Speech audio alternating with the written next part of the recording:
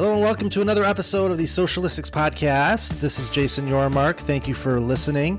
We're going to switch things up this week a little bit, and normally we have guests, but I think it's kind of good to kind of take a step back and kind of talk about how the agency is going, and who better to help me navigate that conversation than one of my trusted and awesome teammates, Ashley Ohl, who is she's our Director of Business Development, which is a relatively new role for her, but we're excited to have her on the show again. Welcome to the show, Ashley.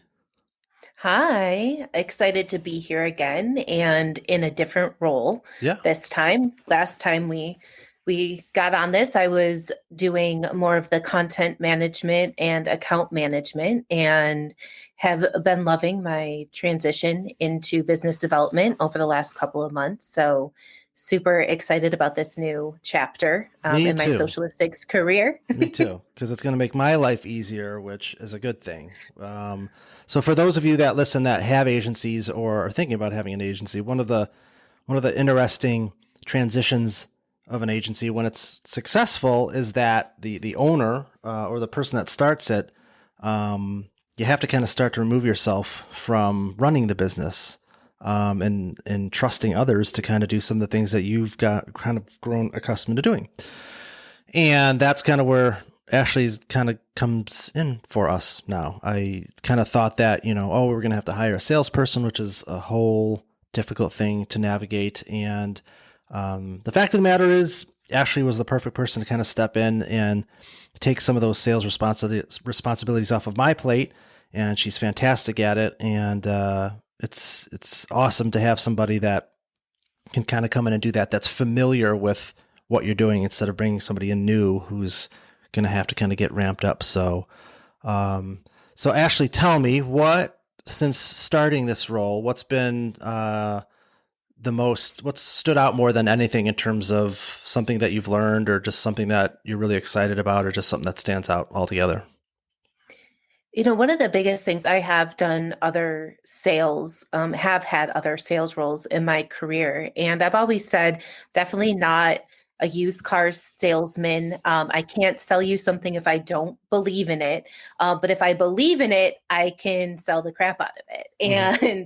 And that passion really is what drives my motivation. But the cool part about this role is I am selling Socialistics as a product, but I have had the experience in everything but the paid part of the agency. So I can fully talk to prospective clients about what it is like working with our team, because I have been a part of that team and I know what the client experience is. I also know the types of clients that our team wants to work with and what's important to them when finding a new client, and what do we need from a potential new client for it to be a good fit for Socialistics. So being able to be armed with all of that information from both sides has been an exciting part of getting new clients and talking to them, because I feel like I'm bridging the gap between potential new clients in our team. And it helps me sell better because I can talk about everything with full confidence and in full confidence of my team. I am not just selling a product and having new clients come on and then like, oh, well, it's not my problem anymore. I'm fully invested in that process. So that's been the most exciting part of this new role. Good. I like it. So what's, I know obviously I've been knee deep in, having these conversations with potential clients. And, one of the things that we've kind of graduated towards is kind of being in a position to be more selective about who we work with, and making sure that we just don't take everything that we could get. And obviously not everybody's in that position. A lot of agencies that start have to kind of take whatever they can get, but seeing that we can be more selective, it's become interesting to kind of see what the signals are for when something maybe isn't a good fit for us. And you're in your first month or two of doing this, what have some of those signals been for you, or how are you navigating those initial conversations to kind of determine if a client's a good fit? Like, what are the things that are red flags that have come up for you?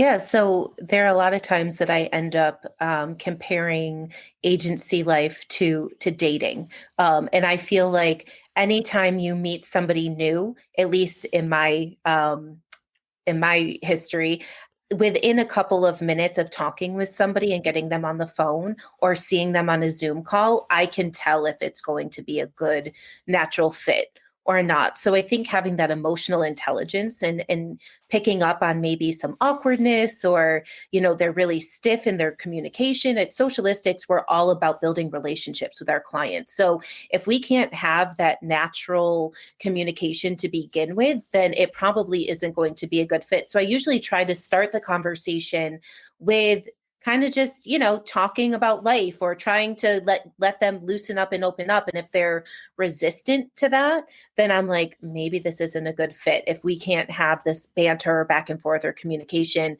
in these first couple of minutes, then how are you going to communicate with my team when their stuff is good, or when things are bad? If that initial communication does not feel natural, it probably won't be a good fit.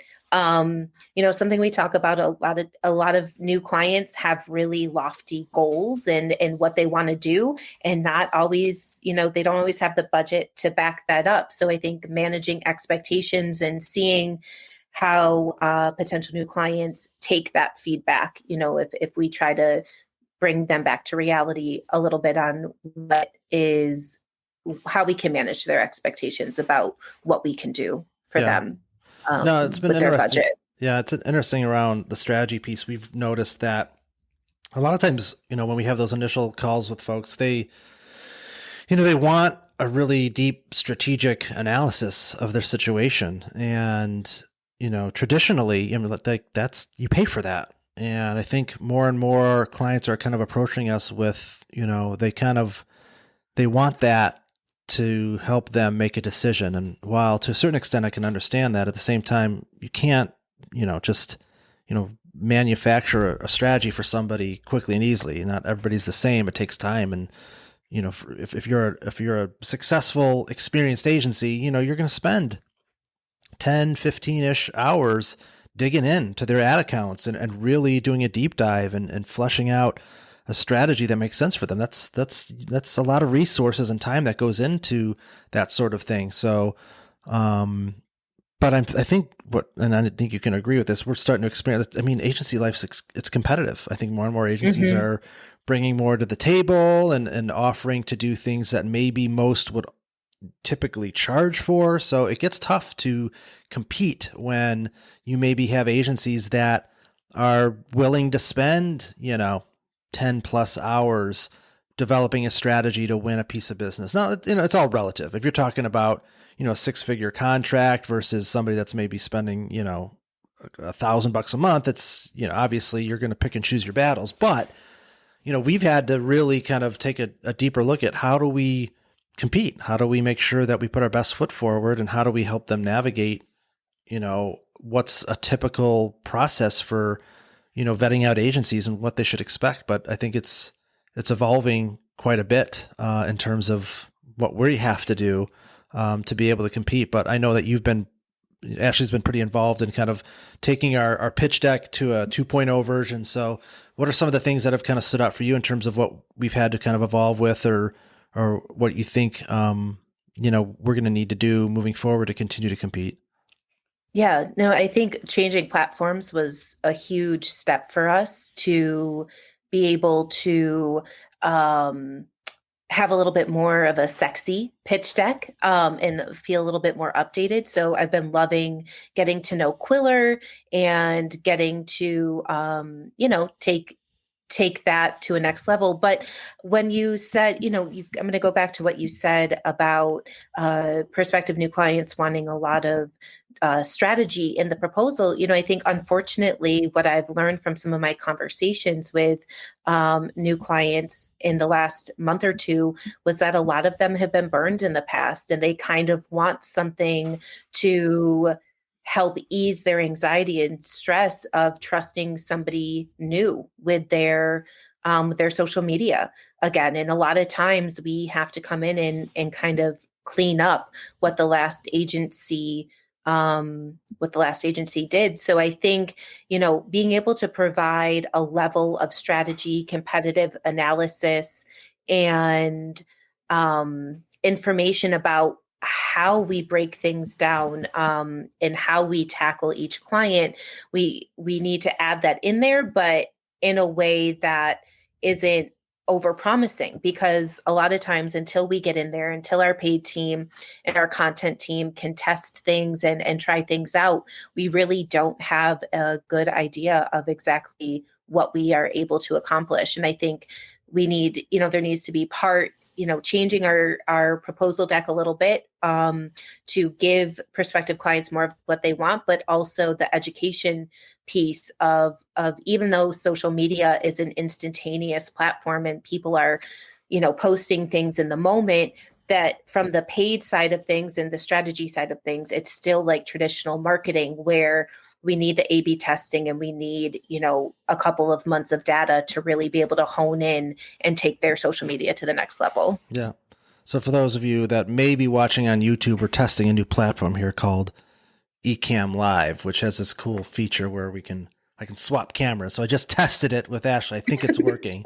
So I click a button and then it's just me, and then I click a button and it's just her, and then I can have us both on there. So if you're watching this on YouTube and it's a little wonky, cut us a little bit of slack. We're still figuring out the video side of things. So, you definitely made me nervous. I thought that I had lost. No, I was like, wait, where did Jason go? I just realized that. I'm like, she might not think that I'm not here. So it's working. Trust me.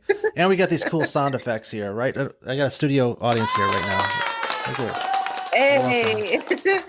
See, these are the cool things you can do. Before we were using, I was using Squadcast to record podcast, and now I'm using Ecamm Live, which was referred to us, and it's pretty cool. So speaking of cool tools, we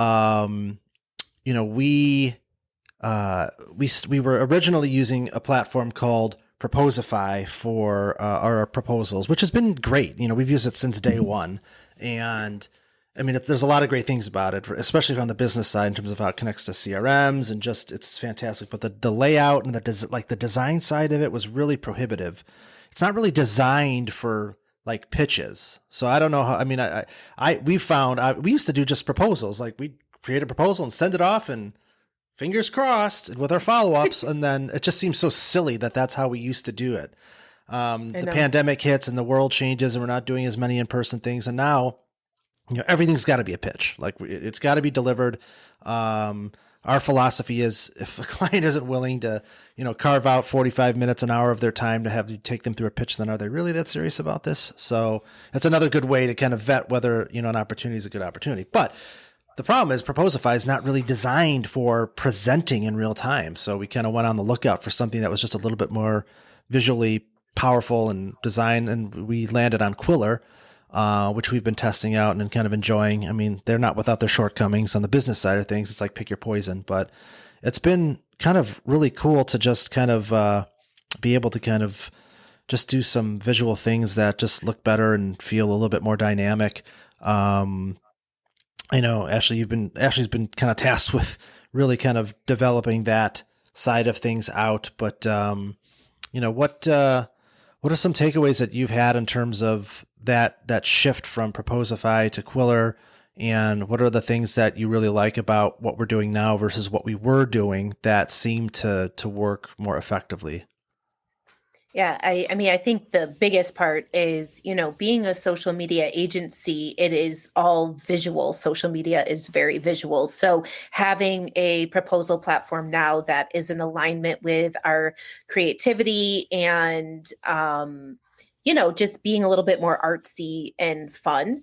It's also really cool to be able to have video in there. We can have video banners. We can have, I know we have in one of my pages that I built, I have one of our socialistics videos for a client that a potential client I pitched to last week.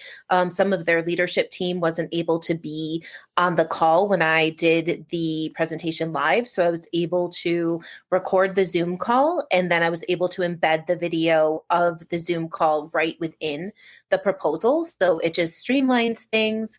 My other favorite thing about it is I've been able to, instead of just sending somebody to a link to my Calendly, I have been able to build a page that integrates my calendar, a little description about me. I can also, sneak in a case study or two, or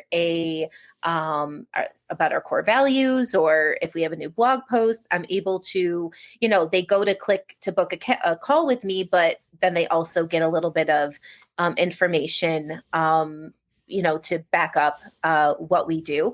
But the cool thing is there are built-in analytics that track if somebody went to book a call with me. It would let me know if they also clicked on one of our case stories, or the podcast, or the blog. So I love that analytic part of things, where we get to see where potential clients are going when we send them this information. Yeah, no, I dig it too. I think we're going to stick with that. Camera 1, camera 2. Camera 1. Sorry for those of you just listening. Just playing around with stuff here for the video stuff. So you go check it out on YouTube if you're just listening on something. So let's pivot here. I when I have folks from the team on, I think it's always interesting to kind of share agency tips or agency stories. So I'm gonna go first, because I'm gonna give Ashley a little bit of time to think about what hers is. But basically, I'm gonna share kind of a key learning that I and the team had, especially me, around when it comes to pitching work, or making sure that you position your pitch appropriately. So we had a potential opportunity whose name I will not reveal. I had a conversation with this gal, and at the time I thought, she was kind of who I'd be dealing with in the decision maker, and had a really good rapport. That's always key. Sounded good, set up the pitch. And then, we're kind of developing the pitch, and then eventually they pull in her boss, who was like a director of marketing, or, director level. So obviously she wasn't the decision maker. So that was obviously going to be a red flag. When you don't have a decision maker involved from the get-go, it can get a little weird, because in most cases, the person that you're talking to is probably not giving them all of the context about your conversation, right? They're just pulling them in, probably just saying, hey, they're doing a pitch, show up at this time. And that's exactly what happened in this particular case, where I gave realistic expectations with the person I talked to. This is what it's going to be. We're not doing deep dive on strategy here. This is really just kind of giving you an introduction into what the work would look like, who we are, just to kind of help you navigate making a decision. And she was totally on board with that.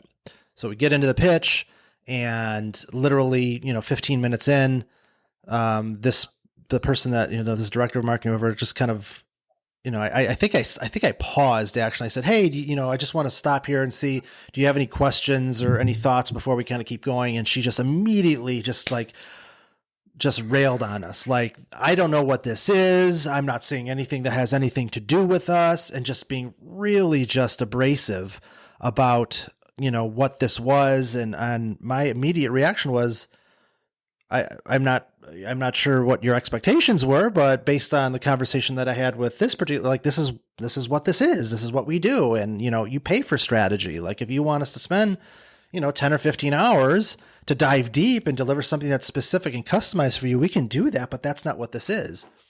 And, long story short, she's like, fine, okay, whatever, just really abrasive. And I knew at that moment, well, this isn't going to happen, but, I wanted to see it through. We were halfway through, we finish it, and it was just, we recovered a little bit. Like, the gal that I did talk to kind of did step up and say, hey, yeah, actually, this is what it was. So, and, they said that they wanted to, review it and kind of, make a decision, or not make a decision, but they'll get back to us. And, once we had that experience, the team and I were like, nope, this is not somebody that we want to work with. Like, this is a no for us. So I sent her an email. I said, thank you, but no, thank you. We've done this a long time, and we know when a situation is a right fit for both sides. We don't think that this is going to be conducive for us, and good luck with your search. And we went our separate ways. So the moral of the story, the advice that I would have for folks is make sure that you are dealing with a decision maker up front. If that person is not who you are talking to on your intro call, and you can't get them on that call, then make sure that the person you're talking to, have a process in place where you ensure that that decision maker is getting context. They're getting complete visibility into what it is that you're doing, what to expect around that pitch, so that they're up to speed. So they're not coming in dark, because that can really get ugly real quick. So we've learned that. So it's either get them involved early, and or make sure that you're providing resources that get passed on to that individual so that they're in the know. So if you're starting an agency, then make sure you're dealing with decision makers, either directly or they're involved in the process right from the beginning. So that's my story / advice. Have I given you enough time, Ashley, to think of one that you've got? Yes. I mean, I have a couple, but, All right. I want to add something to yours, but I had a call recently and had a 45-minute call with a potential lead, and the conversation was amazing. She couldn't stop talking about how nice it felt to talk to somebody who felt like understood them and, was real and authentic. And, it was great. I left feeling great. I thought it was a 90% chance of a close on a pitch. And then, to your point, we get on the pitch call and the decision maker is on the call, and they're more of a numbers person. And they, again, left the pitch not feeling like they had been given all the information that they need, because although the person I talked to valued having that genuine connection in that feel, the decision maker, that wasn't as important. So, then we left the call and I felt, just like a gut punch with that. So I think, again, learning the lesson of making sure that the decision makers are involved from the beginning. But, right now, I think other people are feeling this too, but I am just racking my brain on how to genuinely connect with prospective clients without networking, without trade shows, without in-person speaking events.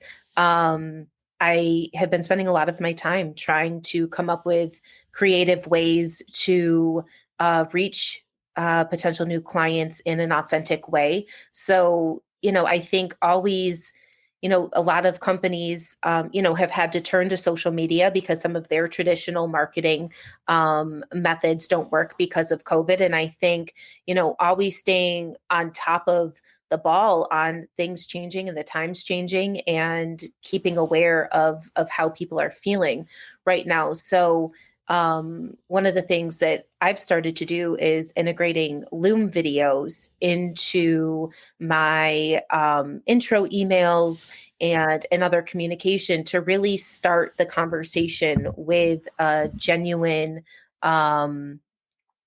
connection, or with that same client who came back to us when the decision maker wasn't super impressed with what we did. When she said they might go in a different direction, I made a Loom video and I sent it to her, asking her for a chance in a conversation to discuss things further. And she looked at it right away, and I was able to get another call. So I think, always staying on top of being,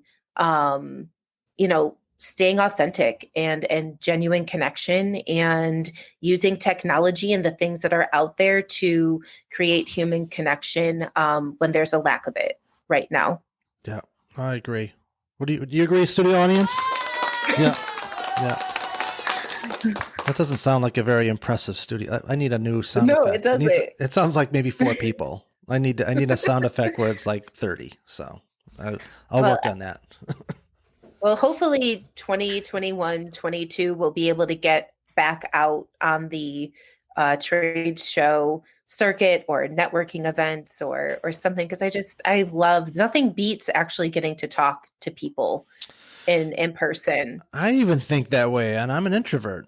I was made for a pandemic, but I'm definitely ready to kind of get back out and shake hands and just talk to people in person. And it's almost like I've forgotten what that's like at this point. So hopefully pretty soon. We've got a trade show that we were committed to like in 2020, and it got Right. moved out. Like now it's in April of 2022. So hopefully by then we'll still be doing that, but I guess we'll see. But in the meantime, that's where Loom videos and getting super creative about how to get in front of people digitally is, that's never going to go away. But we've certainly figured some of that out. So what else you got? Anything else you want to share that you're just dying to record on a podcast before we wrap things up? I think just, my goal in this role is to, show people that there are other good humans out there, that not all agencies are out to get you and No.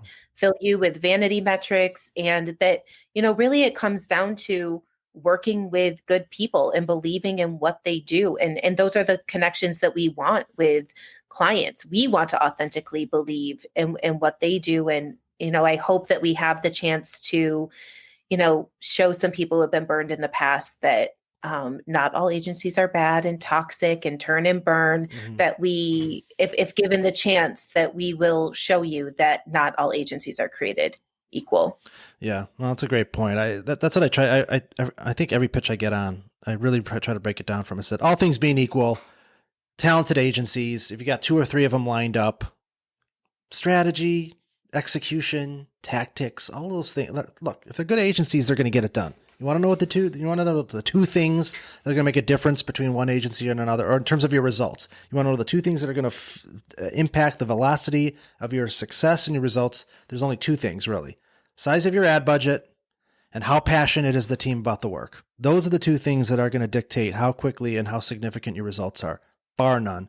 And that's what we try to focus our pitches on, and everything that we do is designed around making sure that, we're spending time on work that we really are passionate about and want to do, and that they have realistic goals and expectations and budgets in terms of all that aligning up. If that's there, that's going to be the difference between one agency versus the other. So awesome.